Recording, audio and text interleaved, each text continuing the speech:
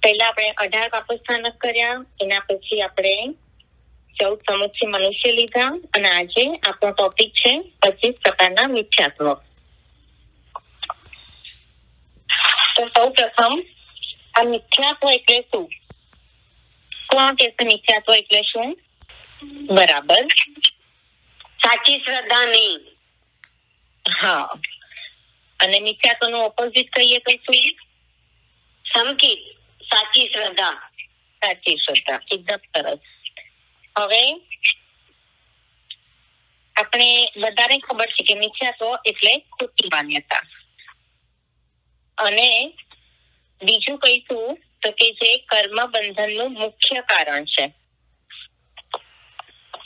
બરાબર, એ છે મિથ્યાત્વ.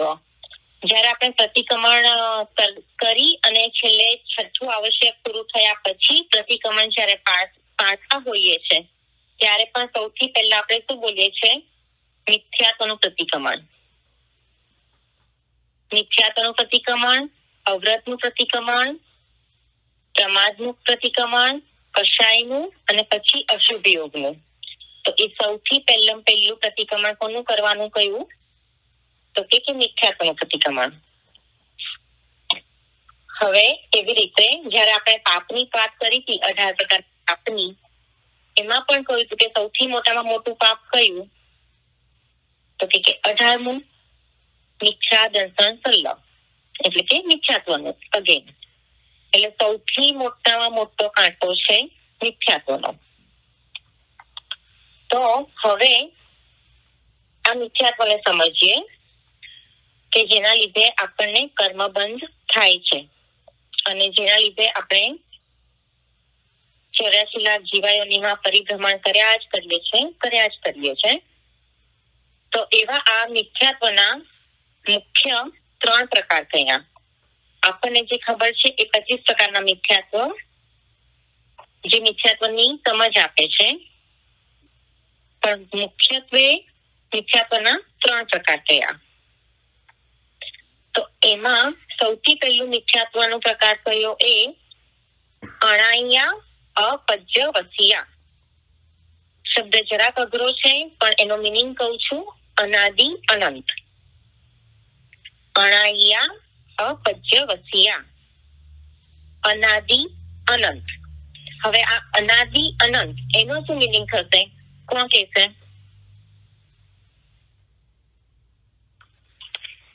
શાશ્વત છે. એટલે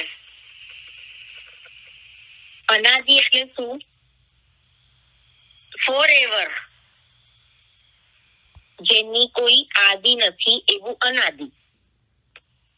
અને અનંત એટલે શું? કે જેનો અંત નથી એવું અનંત. બરાબર, સાદી લેંગ્વેજમાં આપણે સમજીએ તો અનાદિ અનંત. એટલે એનો સૌથી પહેલો પ્રકાર કયો આપણે? અનાદિ અનંત, જેનું નામ છે અણાયા અપજ્ય વસિયા. એટલે કે જે મિથ્યાત્વની આદિ પણ નથી અને અંત પણ નથી. હવે આવું મિથ્યાત્વ કોને હોય? તો કે અભવી જીવોને આવું મિથ્યાત્વ હોય. એક તો કઈ જ દીધું સીધું કે અભવી જીવોને આવું મિથ્યાત્વ હોય. બીજું કોને હોય? તો કે અનંત ભવી જીવોને પણ આવું મિથ્યાત્વ હોય. હવે કયા? તો કે જે અનંત કાળથી અવ્યવહાર રાશિમાં, એટલે કે નિગ્રોધમાં પડેલા છે, કે જેઓએ એમનો એકેન્દ્રિયનો પર્યાય છોડ્યું નથી, અને છોડીને બેન્દ્રિય થયા પણ નથી, અને ભવિષ્યમાં થશે પણ નહીં. બરાબર, એટલે આ પહેલો પ્રકાર મિથ્યાત્વનો કહ્યો અનાદિ અનંત, કે જે મિથ્યાત્વની આદિ પણ નથી અને અંત પણ નથી. અને એવું મિથ્યાત્વ કોને હોય? કયા જીવોને? તો કે અભવી જીવોને આવું મિથ્યાત્વ હોય. અને બીજું અનંત ભવી જીવોને પણ આવું મિથ્યાત્વ હોય. અને એવા ભવી જીવો કે જે અનંત કાળથી અવ્યવહાર રાશિ એટલે કે નિગોદમાં પડેલા છે કે જેઓએ હજી એમનું એકેન્દ્રિય પર્યાય છોડી અને બેન્દ્રિયમાં પ્રવેશ કર્યો નથી અને ભવિષ્યમાં કરશે પણ નહીં. એ થયો એમનો પહેલો પ્રકાર. હવે એને જરાક આપણે સંસારના જીવો સાથે સમજીએ તો કે સંસારમાં જીવો કેટલા પ્રકારના? તો કે સંસારમાં જીવો પણ 3 પ્રકારના. પહેલો પ્રકાર કયો? તો કે એવી સ્ત્રી કે જે પુત્રને જન્મ આપી શકતી નથી, જેને આપણે વાંઢી સ્ત્રી કહીએ, એના સમાન. કે જે પુરુષોનો સંસર્ગ થવા છતાં પણ એનામાં પુત્રવતી થવાની લાયકાત નથી. એના 3 ઉદાહરણ આપીને સમજાવે છે કે સૌથી પહેલા કયા પ્રકારના જીવો? કે જે વાંઢી સ્ત્રી સમાન કયા? કે જે સ્ત્રીને પુરુષનો સંસર્ગ થવા છતાં પણ તે પુત્રવતી થઈ શકતી નથી, એટલે કે એનામાં એવી કેપેબિલિટી જ નથી. તો એને કેવી રીતે સરખાવવાનું? કે એવી જ રીતે આ જે અભવી જીવો કયા? કે જે વ્યવહારિક જ્ઞાન આદિ બધું પ્રાપ્ત કરે, એટલે આપણને વ્યવહારથી બધું દેખાય કે દીક્ષા પણ લીધી છે, ચારિત્ર પણ પાળે છે, એવા અભવી જીવો ક્યાં સુધી જઈ શકે છે?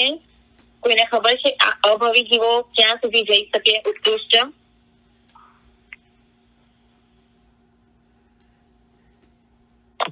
કોઈને ખ્યાલ? દેવલોકમાં ક્યાં સુધી જઈ શકે? આપણને બધાને ખબર છે દેવલોક ના પ્રકાર કયા છે?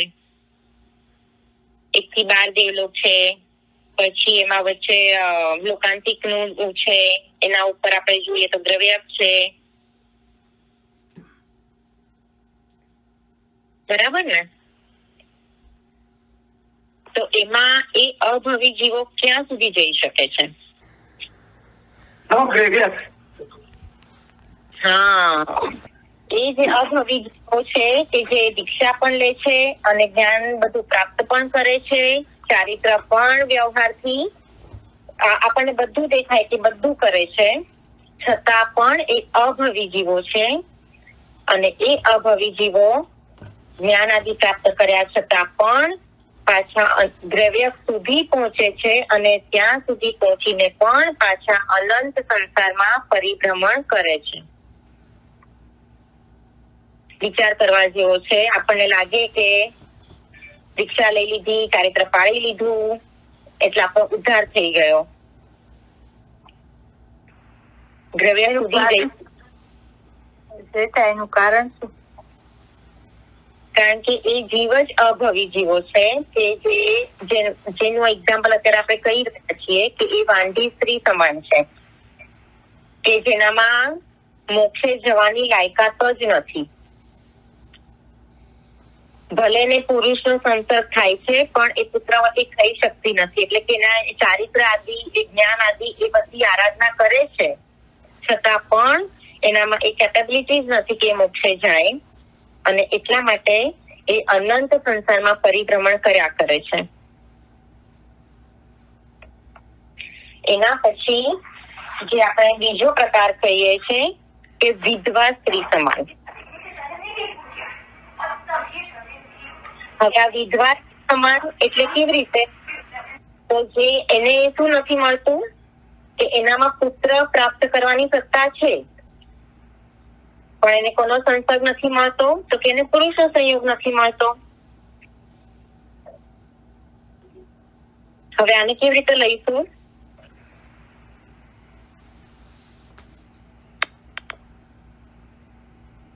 કે એનામાં મોક્ષ પ્રાપ્ત કરવાની ક્ષમતા છે, પણ એને જ્ઞાન આદિ એ ગુણો જ પ્રાપ્ત નહીં થાય. એટલે કે એ વિધવા સ્ત્રી સમાન કે જે વિધવાને પુત્ર પ્રાપ્ત કરવાની સત્તા તો છે, પરંતુ પુરુષના સંયોગના અભાવે પુત્રની પ્રાપ્તિ થતી નથી. જે અવ્યવહાર રાશિ એટલે કે નિગોદમાં રહેલા ભવી જીવો છે, જેની હમણાં આપણે વાત કરી કે જે લોકો ત્યાંથી બહાર જ નથી નીકળતા, એકેન્દ્રિયપણું છોડીને બેન્દ્રિયપણું નથી મળતું, એવા જીવોની વાત છે. એટલે જ્ઞાન આદિ ગુણ પ્રાપ્ત કરી શકે નહીં અને મોક્ષે પણ જઈ શકે નહીં. એટલે એવી જ રીતે એ લોકો નિગોદમાંથી નીકળેલા અનંત ભવ્ય જીવો એવા પણ છે કે જેઓ સંસારમાં પરિભ્રમણ કરતા જ રહેશે અને કદાપી મોક્ષે જશે નહીં. અને ત્યાર પછી ત્રીજા પ્રકારના જીવો, એ ત્રીજા પ્રકારના જીવો કોના સમાન? સદ્વા સ્ત્રી સમાન, કે જેને પુરુષનો યોગ પણ છે અને પુત્રની પ્રાપ્તિ પણ કરી શકે છે. તો એને કેવી રીતે સરખાવશું? તો કે નિકટ ભવ્ય જીવો કે જે જ્ઞાન આદિ ગુણો પ્રાપ્ત કરી શકે અને મોક્ષમાં પણ જઈ શકે છે. બરાબર? તો આ થયા સંસારમાં જે જીવો 3 પ્રકારના છે એની વાત. એકવાર પાછું રિવિઝન લઈ લઈએ. સૌથી પહેલો પ્રકાર છે વાંઢી સ્ત્રી સમાન, કે જેનામાં પુરુષનો સંસર્ગ થવા છતાં પણ પુત્રવતી થઈ શકતી નથી. એટલે કે અભવી જીવો જ્ઞાન આદિ આરાધના કરી દ્રવ્ય સુધી જાય પણ પાછા અનંત સંસારમાં પરિભ્રમણ કર્યા કરે અને મોક્ષને પ્રાપ્ત કરી શકતા નથી. ત્યારબાદ બીજા પ્રકારના જીવો વિધવા સ્ત્રી સમાન થયા, કે જેમનામાં મોક્ષ પ્રાપ્ત કરવાની કેપેબિલિટી છે પરંતુ એમને એવો યોગ જ નહીં મળે. એટલે કે જે અવ્યવહાર રાશિને છોડી અને વ્યવહાર રાશિમાં આવશે જ નહીં, એકેન્દ્રિયપણું છોડી બેન્દ્રિય આદિમાં જશે જ નહીં, એટલે કે મોક્ષ પ્રાપ્ત થશે પણ નહીં, કારણ કે એમને જ્ઞાન આદિ ગુણ પ્રાપ્ત થશે નહીં અને અનંત સંસારમાં એ પણ પરિભ્રમણ કરતા રહેશે. ત્યારબાદ ત્રીજા પ્રકારના જીવ સધવા સ્ત્રી સમાન, કે જે પુરુષના યોગથી પુત્રની પ્રાપ્તિ કરી શકે છે. એટલે કે નિકટ ભવ્ય જીવોની વાત કરી.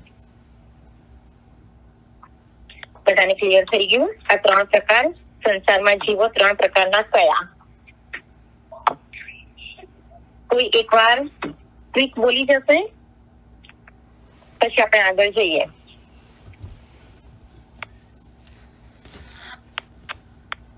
અને હવે આપણે જે વાત ચાલી રહી હતી મિથ્યાત્વના 3 પ્રકારની, જેમાં આપણે પહેલું કહ્યું હતું અનાદિ અનંત, એટલે કે જેની કોઈ આદિ પણ નથી અને જેનો કોઈ અંત પણ નથી, એવા પ્રકારના જીવોની વાત. એટલે કે એવા અભવી જીવો કે જે અનંતા કાળથી મિથ્યાત્વમાં જ હોય અને અનંત કાળ સુધી મિથ્યાત્વમાં જ રહેશે. ત્યાર પછી બીજું પ્રકારનું મિથ્યાત્વ કહ્યું અનાદિ શાંત. હવે અનાદિ તો આપણને ખબર છે કે જેની કોઈ આદિ નથી, એને અનાદિ કહ્યું. પણ હવે અહીંયા અનંત નથી, અહીંયા શાંત કહ્યું. શાંત એટલે શું?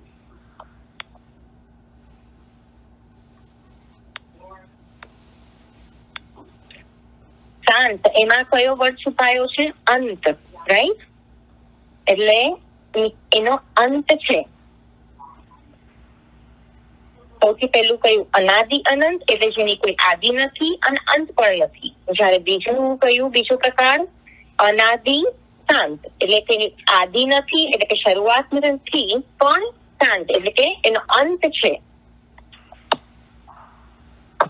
તો એમાં કયા પ્રકારના? તો કે સંસારી જીવો અનાદિ મિથ્યાત્વી હોવાથી, જેના મિથ્યાત્વની આદિ તો નથી, પરંતુ કેટલાક ભવી જીવો કે જે સંચિત પ્રાપ્ત કરવાને યોગ્ય હોવાથી મિથ્યાત્વનો અંત કરે છે. એટલે કે એનો અંત થાય છે, ભલે એની આદિ નથી પણ સંચિત પ્રાપ્ત કરી અને મિથ્યાત્વનો અંત કરે છે, એવા પ્રકારના જીવો અને એવું પ્રકારનું અમિથ્યાત્વ. અને ત્યારબાદ ત્રીજું પ્રકારનું મિથ્યાત્વ એ કયું મિથ્યાત્વ? તો કે સાહ્યા સપજ્યવસિયા. સૌથી પહેલું હતું અણાયા અપવજિયા, બીજું છે અણાયા સપજ્યવસિયા, અને ત્રીજું મિથ્યાત્વની વાત કરીએ છીએ સાહ્યા સપજ્યવસિયા. એટલે કે એક વાર આપણે સંકેત પ્રાપ્ત કરી લીધું, આપણને થયું કે આપણે જગ જીતી લીધું, આપણને સંકેતની પ્રાપ્તિ થઈ ગઈ, પણ એવું છે ના. સંકેત પ્રાપ્ત કર્યું પછી પાછું આપણને એમ થયું કે ના ના ના, પાર્કમાં જવાની બહુ મજા આવે છે, ટીવી જોવાની બહુ મજા આવે છે, તરત મિથ્યાત્વમાં ગયા કે આપણે સંકેતને છોડી દીધું. એવી રીતે જે સમ્યક્ત્વ પ્રાપ્ત કરી પછી પડીવાઈ થઈ જાય અને પાછા મિથ્યાત્વી થઈ જાય, તો એનું મિથ્યાત્વ એની શરૂઆત પણ હોય અને એનો અંત પણ હોય. એટલે એવું પ્રકારનું મિથ્યાત્વ એ સાહ્યા સપજ્યવસિયા મિથ્યાત્વ કહ્યું. બરાબર? એટલે આ આપણે 3 પ્રકારના મિથ્યાત્વની વાત કરી અને 3 પ્રકારના સંસારના જીવોની વાત કરી. હવે આપણે આ મિથ્યાત્વના સ્વરૂપને વિસ્તારથી સમજીએ. જે આપણને બધાને ખબર છે કે મિથ્યાત્વ કેટલા પ્રકારના છે. મિથ્યાત્વ કેટલા પ્રકારના? 25 પ્રકારના. તો એની હવે આપણે વાત કરીએ.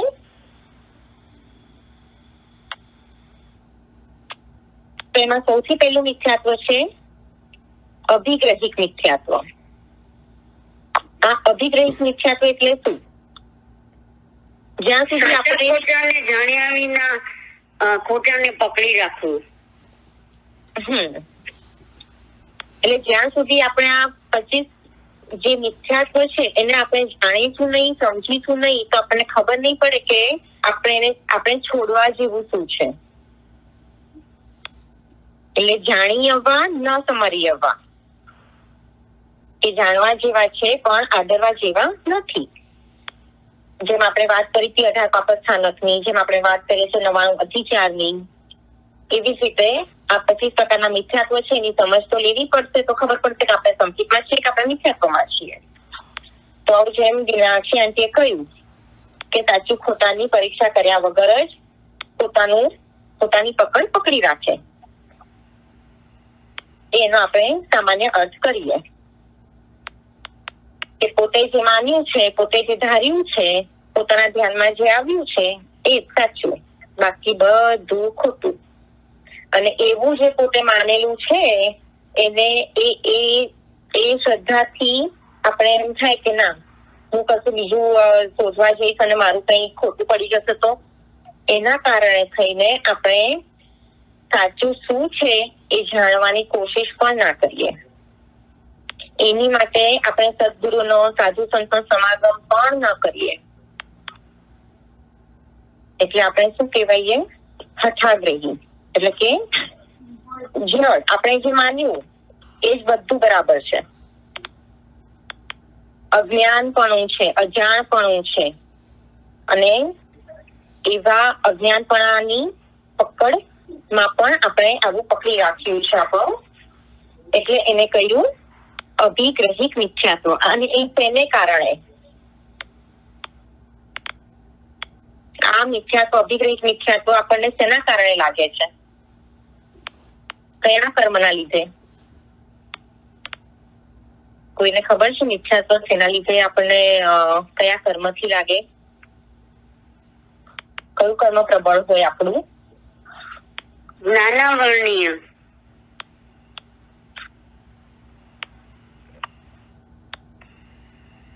બરાબર લાગે છે નાના વર્ણીય કર્મ?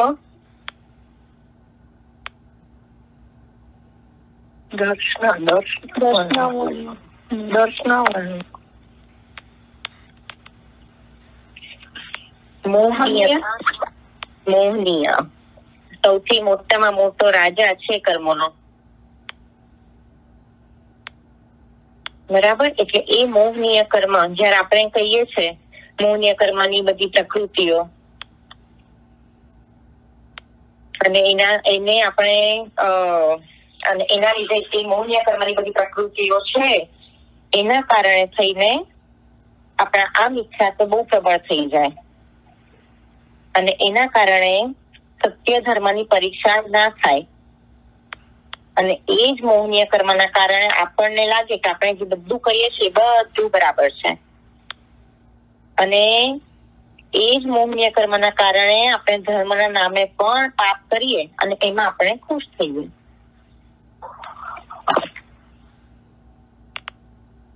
પણ આપણે શું કરવાનું છે તો પોતાના આત્માને આ શુભ અશુભ ભાવ તરફ નજર કરી આ હઠ પકડી નથી રાખવાની, એટલે હઠાગ્રહી નથી બનવાનું,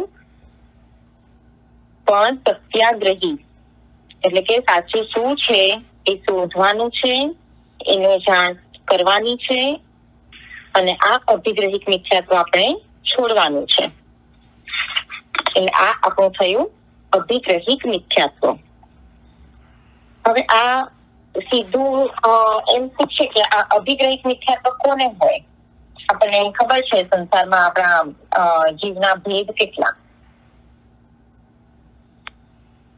જીવના ટોટલ ભેદ કેટલા? 563. હા, એ 563 ભેદમાંથી આપણે કહીએ કે આ અભિગ્રહિત મિથ્યાત્વ કેટલા જીવોને હોઈ શકે?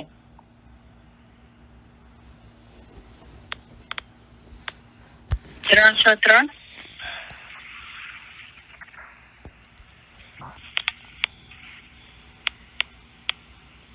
આ જે આપણી પોતાની માન્યતાને પકડી રાખે ને એ બધું જયારે આપણને થતું હોય તો એ કેવા જીવોને હોય? સંઘની જીવ. હા, જીવ એટલે કેટલા બધા નીકળી ગયા આમાંથી? જીવના 563 ભેદમાંથી કોણ નીકળી ગયા? 341 निकल जाते. हाँ, एकेंद्रिय निकली गया, बेन्द्रिय निकली गया, तेन्द्रिय निकली गया, चौरेन्द्रिय निकली गया અને અસંગની તિર્યંશ પચેન્દ્રિય પણ નીકળી ગયા. એટલે જે રહ્યા સંઘની તિર્યંશ પચેન્દ્રિય અને સંઘની મનુષ્ય. હવે જે આપણું પહેલું મિથ્યાત્વ અભિગ્રહિત મિથ્યાત્વ હતું અને હવે આપણે જે વાત કરીએ છીએ બીજું અનાભિગ્રહિત મિથ્યાત્વ. એટલે જ્યારે જે જીવને મન છે ત્યારે આ બધા મિથ્યાત્વ લાગે છે. જેને મન નથી એને પહેલું મિથ્યાત્વ નથી લાગતું, એને બીજું મિથ્યાત્વ પણ નથી લાગતું, જેની વાત હવે આપણે કરીશું અનાભિગ્રહિત મિથ્યાત્વની. બરાબર? તો અનાભિગ્રહિત મિથ્યાત્વનો મિનિંગ કોણ કહેશે? બધા દેવગુરુને માનવા.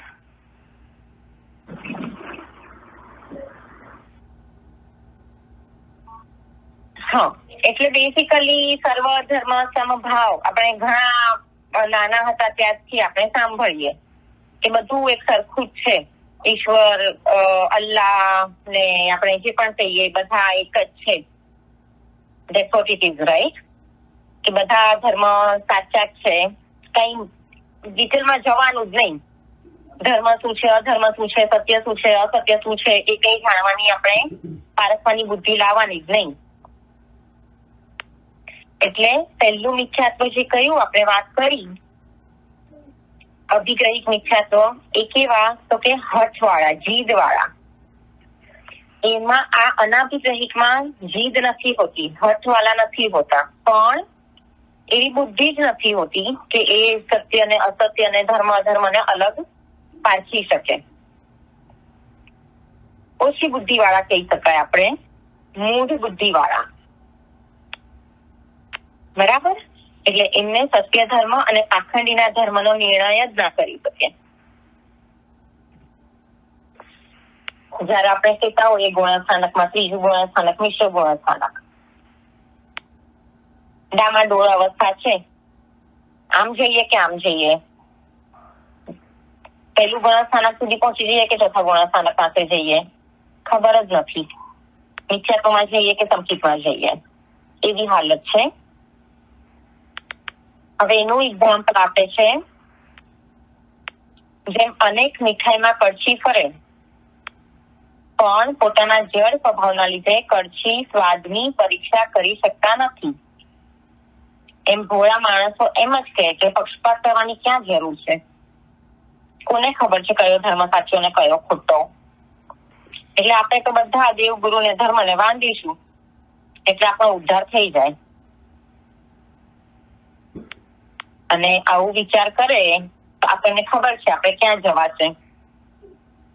આવી રામાડોળ અવસ્થામાં બેસી જ રહીશું અને આ મિથ્યાત્વને પકડી જ રાખીશું.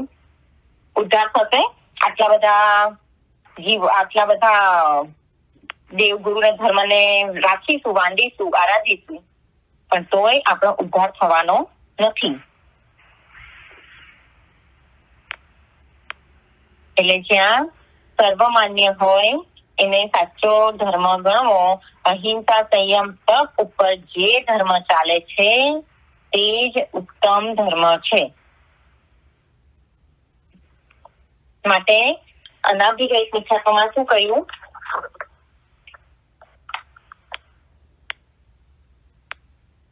તે સત્યાસત્યનો નિર્ણય કરવો અને અનાભિગ્રહિક મિથ્યાત્વનો ત્યાગ કરવો. પ્રથમ મિથ્યાત્વમાં કહ્યું પકડી રાખી. બીજા મિથ્યાત્વમાં કહ્યું કે એ સમજવાની બુદ્ધિ જ નથી કે સત્ય અસત્ય. અને ત્યાર પછી ત્રીજું મિથ્યાત્વ આવે છે અભિનિવેશિક મિથ્યાત્વ. હવે આ એક સ્ટેપ આગળ વધે છે. અભિનિવેશિક મિથ્યાત્વ એટલે શું? પોતાના મતને ખોટો જાણવા છતાં છોડવો નહીં. પહેલા માટે જાણવાની કોશિશ નહીં કરવાની. બીજામાં આપણે જાણી શકીએ એવી બુદ્ધિ જ નથી. અને એના પછી ત્રીજું મિથ્યાત્વ છે કે ખબર છે કે ખોટી છું હું, તોય પકડી રાખવાનું. એ થયું ત્રીજું અભિનિવેશિક મિથ્યાત્વ. અને પોતે ખોટા હોઈએ પછી તોય શું કરીએ આપણે? આર્ગ્યુમેન્ટ. કેમ? ત્યાં હમ આવી જાય આપણો. અને એના લીધે શું કરીએ આપણે? ખોટા વાદ વિવાદ કર્યા કરીએ. એટલે પોતાની વાત ખોટી છે એમ જાણવા છતાં પકડેલું મૂકે નહીં. માત્ર કુતર્ક કર્યા જ કરે, ખોટા વાદ વિવાદ કર્યા કરે. અગેન આ મિથ્યાત્વ પણ કોને હોય તો મનવાળા જીવોને જ હોય. અને આ મિથ્યાત્વનું મૂળ શું કહ્યું? આર્ગ્યુમેન્ટ કેમ થાય? અહંકારના લીધે.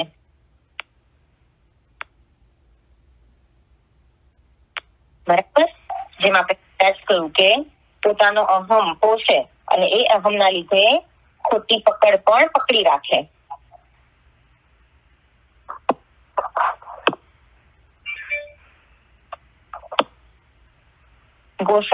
ગોશાલકજી જેવા એ પોતાના મતનું સ્થાપન કરવા માટે ભગવાન મહાવીર ઉપર પણ તેજોલેશા છોડી હતી. ભગવાન બોલ્યા અને સાચું ભગવાને આવું કહ્યું કે અહીંયા આગળ આ જગ્યાએ ઝાડ ઉગશે. શું કર્યું એમણે? છતાંય થયું શું? પોતાની પકડ એ વખતે તેમણે પકડી રાખી અને તેજોલેશા છોડ.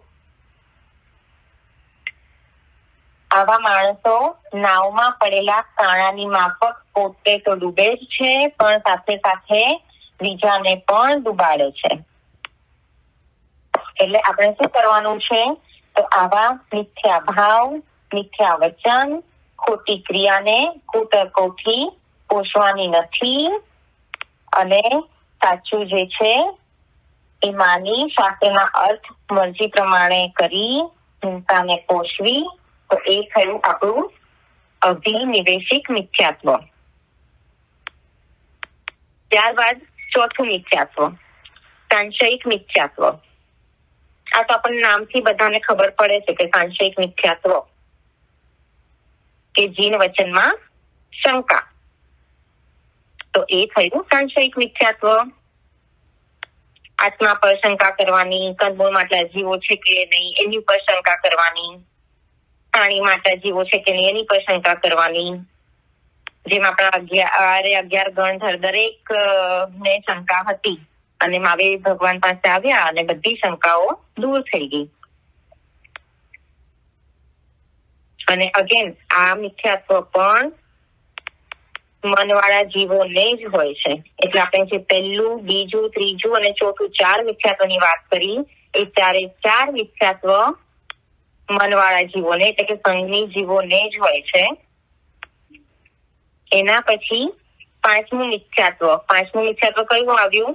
અભિગ્રહિક મિથ્યાત્વ, અનાભિગ્રહિક મિથ્યાત્વ, અભિનિવેશિક મિથ્યાત્વ, પાંચયિક મિથ્યાત્વ અને ત્યારબાદ આવે છે અણાભોગ મિથ્યાત્વ. અણાભોગ મિથ્યાત્વ એટલે શું?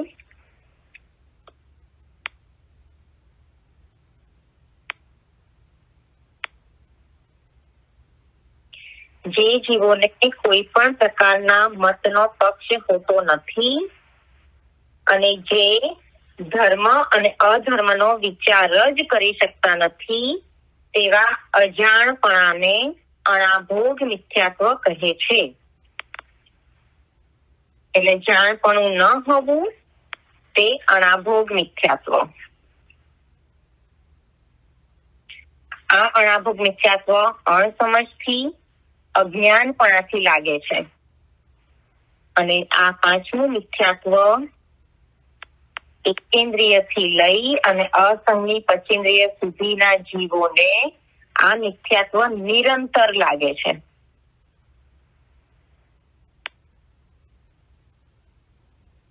એટલે કે 563 જીવો બધા જીવોને લાગે એમ? હા. સંગની અને અસંગની, મનવાળા, મન વગરના, એકેન્દ્રિયથી લઈ અને પચેન્દ્રિય સુધીના દરેકે દરેક જીવને આ મિથ્યાત્વ નિરંતર લાગ્યા કરે છે.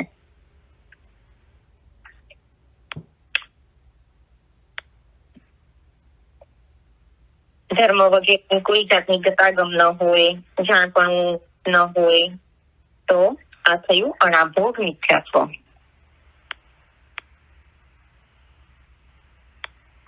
હવે એના પછી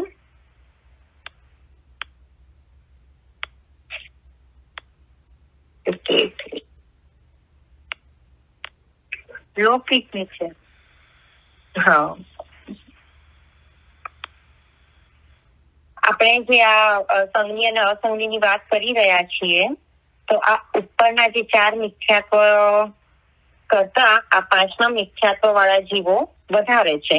નેચરલી આપણે જેમ જોયું કે ઓલામાં ખાલી જ સંગની જીવો છે અને અહીંયા સંગની અને અસંગની એટલે પાંચમા મિથ્યાત્વ વાળા જીવોની સંખ્યા વધારે છે.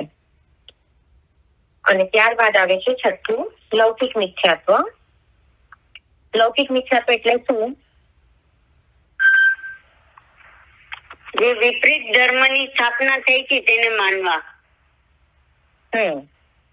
એટલે લોકના સુખ માટે દેવગુરુ ધર્મની ઉપાસના કરવાની, અન્ય દેવદેવીની માન્યતા કરવાની, ગંગા નદીમાં સ્નાન કરીએ તો આપણા બધા પાપ ધોવાઈ જાય એમ માનવાનું.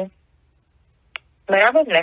એ જ રીતે કુગુરુનો બતાવેલ માર્ગ માનવો, તે થયું લૌકિક મિથ્યાત્વ. હવે એના પછી 7મું છે લોકોત્તર મિથ્યાત્વ. એટલે જૈન ધર્મમાં જ રહેવાનું. એટલે જૈન ધર્મમાં રહીને અરિયન્સની એ બધાની માનતા કરવાની, પછી ધર્મ ધ્યાનમાં ફળની ઈચ્છા કરવાની, પછી લાણી, પ્રભાવના એ બધાની તીવ્ર ઈચ્છા રાખવાની. હું આટલું તપ કરું તો મને આટલું ફળ મળે, મને આટલી પ્રભાવના મળે, હું અઠાઈ કરીશ તો મને આટલી પ્રભાવના મળશે. એટલે કે નિર્જરાનું લક્ષ્ય ન હોય. સુદેવ, સુગુરુ, સુધર્મને લૌકિક દેવગુરુ ધર્મ માને કે જે આપણને ફળ આપવા વાળા છે એમ માને. એટલે ભૌતિક લાભની ભાવનાથી એ બધાને માનવા તે લોકોત્તર મિથ્યાત્વ છે. એટલે આપણે કહીએ કે લૌકિક મિથ્યાત્વ અને લોકોત્તર મિથ્યાત્વ. તો આપણે કહીશું કે લોકોત્તર મિથ્યાત્વ આપણે જૈન ધર્મને તો માનીએ જ છીએ ને, પણ કરવા જેવા છે તો કરવા જેવા એકેય નથી. 25 માંથી એકેય નથી. તો આ છે આપણા 7 મિથ્યાત્વ અને આપણો ટાઈમ આવી ગયો છે આજે. બાકીનું આપણે કાલે કન્ટિન્યુ કરશું. એમાં હું 1-2 ક્વેશ્ચન પૂછી લઉં કે શીતળા સાતમ કરે તો કયું મિથ્યાત્વ લાગે? લૌકિક મિથ્યાત્વ. તીર્થંકરના ચિત્રને પગે લાગીએ તો? લોકેતર મિથ્યાત્વ. બરાબર છે. પછી મારું આ કામ થઈ જશે તો હું કરીશ. એ બી લૌકિક મિથ્યાત્વ.